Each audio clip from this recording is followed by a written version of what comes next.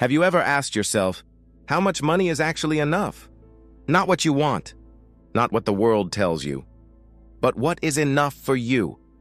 Because most people never answer that question. They just keep going.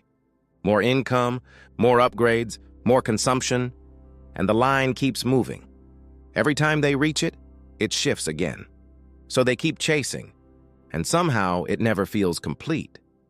But what if the real question is not how much you should make?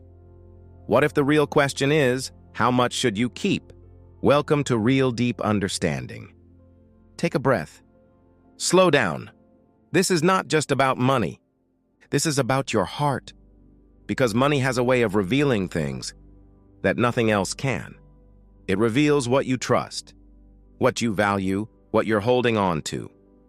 And for many people, money becomes a quiet source of security, something they rely on, even if they don't say it out loud. And that's where the tension begins, because faith says one thing, but behavior often says another. This is the challenge presented in God and Money by Greg Baumer and John Cortines, a simple but uncomfortable idea. What if we're keeping more than we should? Not because we need it, but because we're afraid to release it. Think about that. Most people don't struggle with earning. They struggle with letting go. Because keeping feels safe, giving feels risky, saving feels wise, surrender feels uncertain. But here's the deeper truth. Money is not just a resource, it's a test of trust. Because what you hold on to often reveals what you believe in.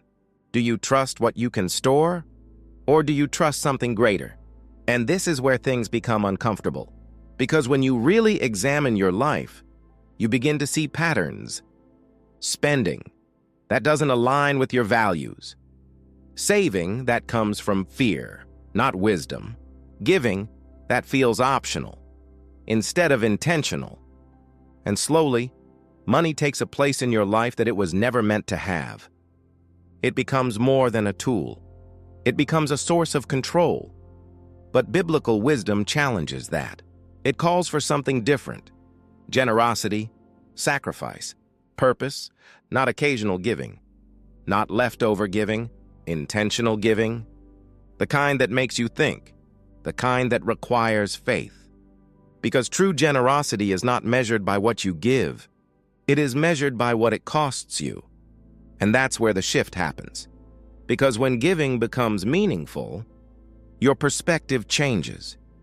You begin to see money differently. You stop asking, how much can I keep? And you start asking, how much should I release? That question changes everything. Because now money is no longer your focus. Impact is. Purpose is. Alignment is. And here's something most people miss. You don't need to be wealthy to live this way. You just need to be intentional. Because generosity is not about amount. It's about posture.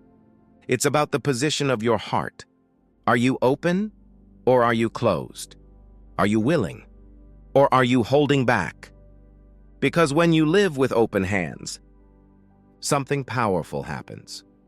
You experience freedom. Freedom from fear. Freedom from attachment. Freedom from the constant need for more. And that freedom cannot be bought. It can only be lived.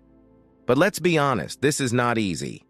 It goes against instinct, against culture, against the desire to protect and accumulate. Because the world says, keep building for yourself. But biblical wisdom says, build beyond yourself. And that requires courage. It requires trust. It requires a willingness to live differently. Because when you start giving intentionally, your life begins to shift.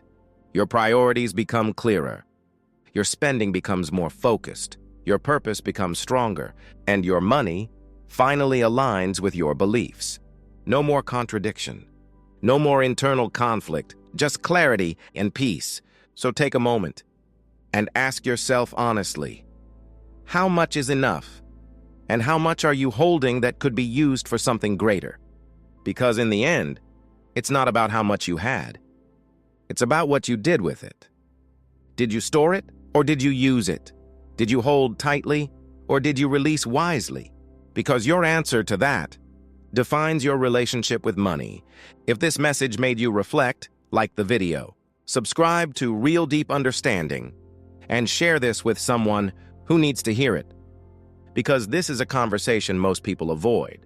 But once you face it, you begin to live differently. And remember, money is not just about what you keep. It's about what you're willing to let go of.